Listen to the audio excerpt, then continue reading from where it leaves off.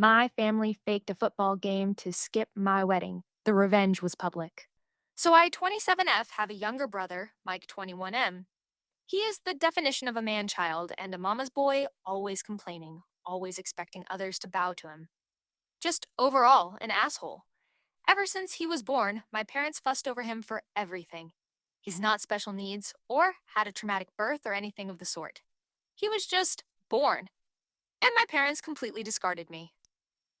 My mom, 50F especially. She went from a loving mother to one of those boy moms that people make fun of on the internet.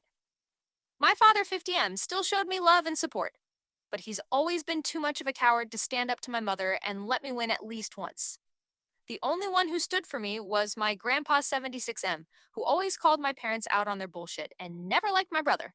I remind him of his late wife, my grandma, and we have a very special bond, but he lives on the other side of the country and I could never see him often. Mike knows our mom prefers him and loves to shove it in my face. Because of this and his behavior, we've always been at odds. He's spoiled, a brat, and an awful human. I can't remember how many times I ended up in trouble for things I did better than him or for things he framed me with. His only talent are his football skills. He won a scholarship to a nice college out of state. My parents didn't spend a dime on my education because apparently my fund had been used to cover expenses after a fire, just for me to discover years later that said money were given to Mike to buy a car and a house.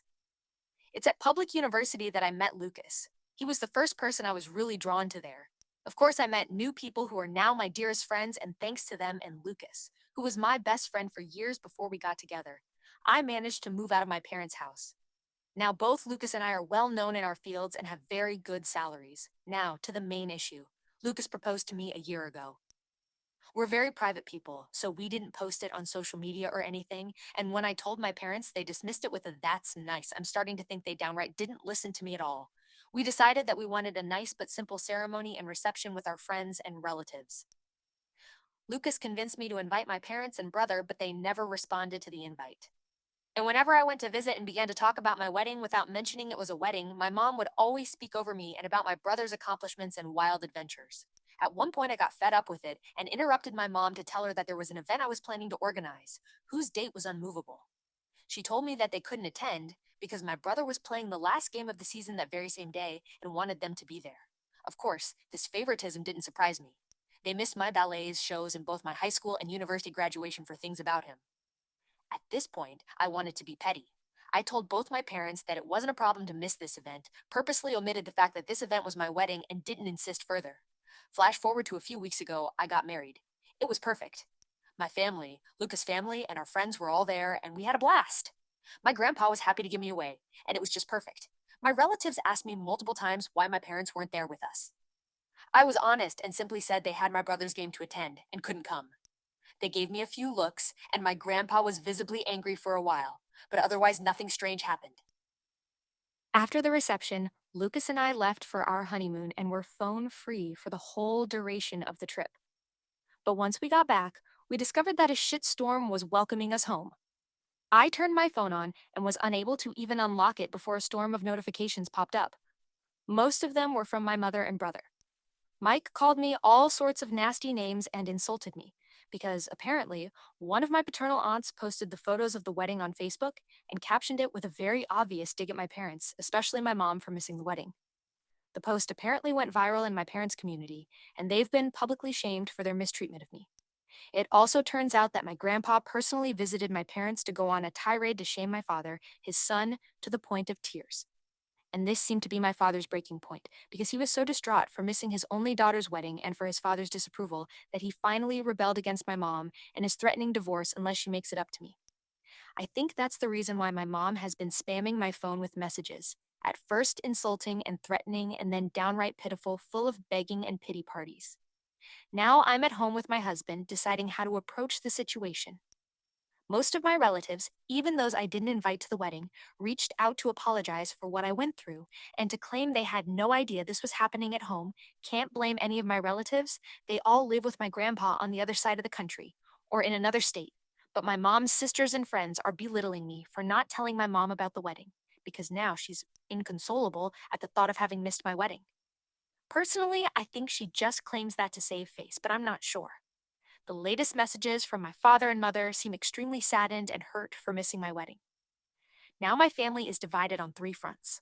The majority who is sticking by my side, my maternal aunts shaming me for hurting my mom's feelings, and my maternal grandparents who are adamant that I forgive my mom in light of her atonement. My best friends are telling me not to listen to them. I did inform my parents about my wedding. I sent traditional on paper invites to all my guests and was notified that all invites had reached their addressees. I did not receive any answer from my parents and Mike, a few very distant relatives, and some people on Lucas' side.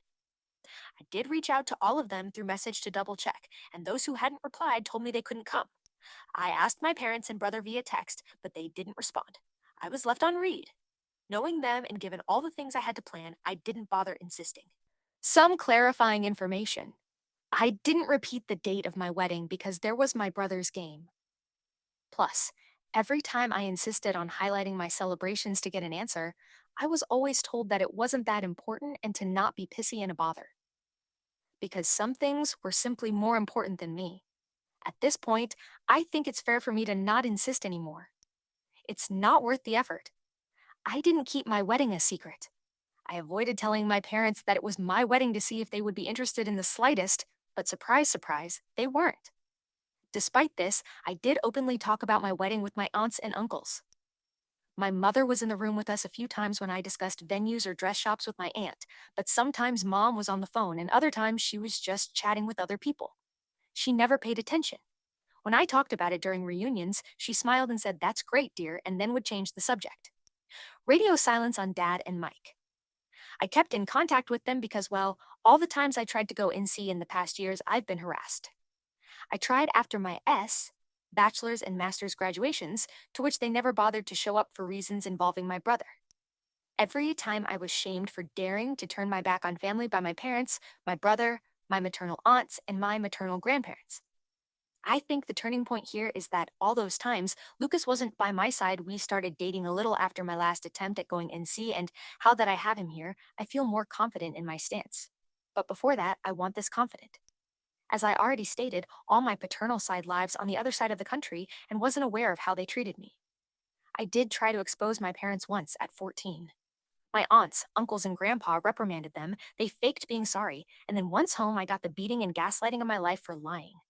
After that, Elle kept in contact regularly with my paternal side, but omitting my parents' abuse out of fear, which TBA still haunts me to this day. Only Grandpa knew, but he was always threatened to be alienated from me if he tried anything. My parents and I are not from the same city. I live in a city an hour drive from my parents' small town, and they don't know my new address because once, my brother tried to break in my apartment to steal some cash and my mother backed him up, claiming that siblings share their goods. Now I moved, and I'll be sure not to tell them where I live. My parents didn't buy my brother a car and a house before he even started high school. They bought him a car for his 16th birthday and a house near his college when he began freshman year.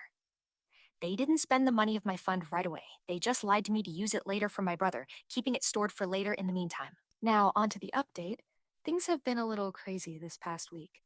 I got off of Reddit for a couple of days to gather my thoughts. Then I had a lengthy conversation with Lucas about how to proceed.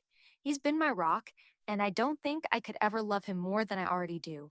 My parents were always a taboo topic, but he hit me with a brutal reality check that I absolutely needed.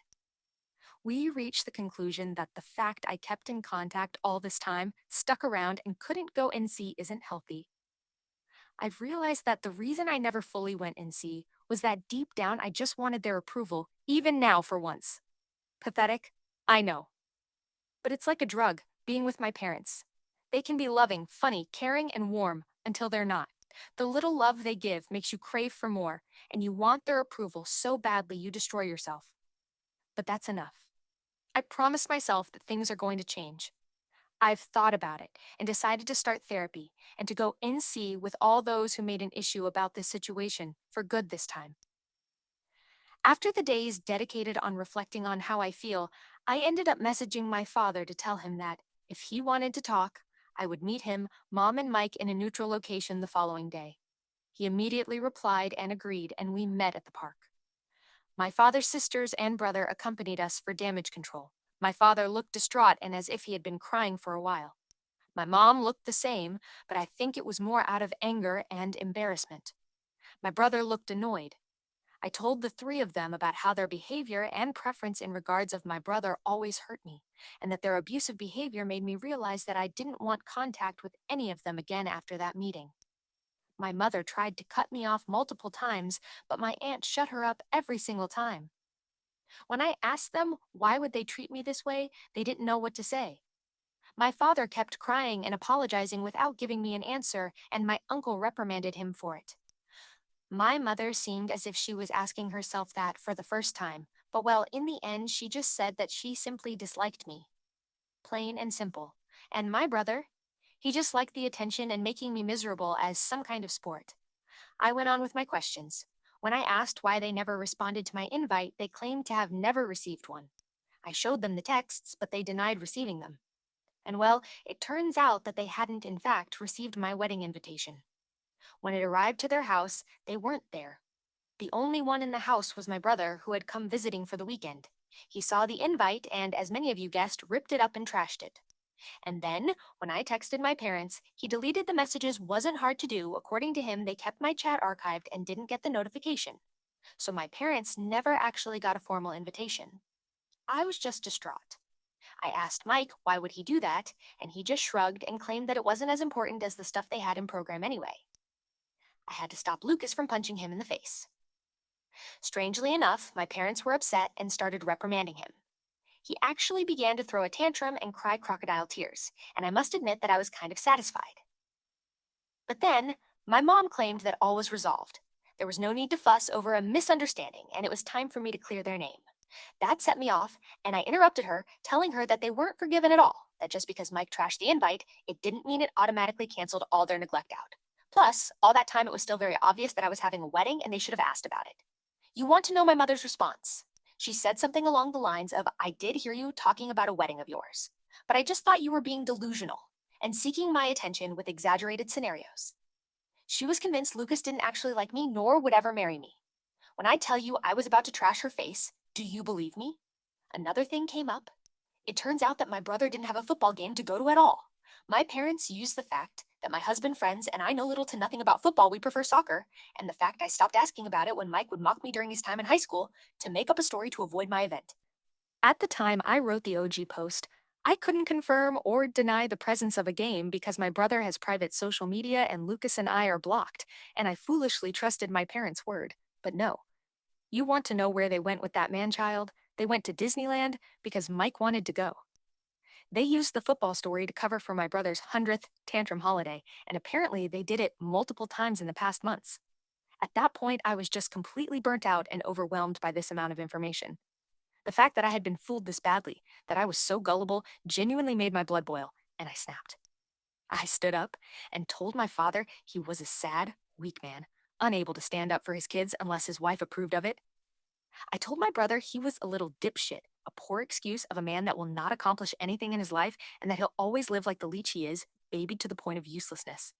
And to my mom, I told her that she was the worst narcissist, pathetic, little woman on the earth, that she didn't even deserve to be addressed and judged for her irrelevance. That not even God could help her out because she is just too rotten. Harsh, I know. My mother shot up from her seat to scream at me halfway through my rant to her, but I was just too mad.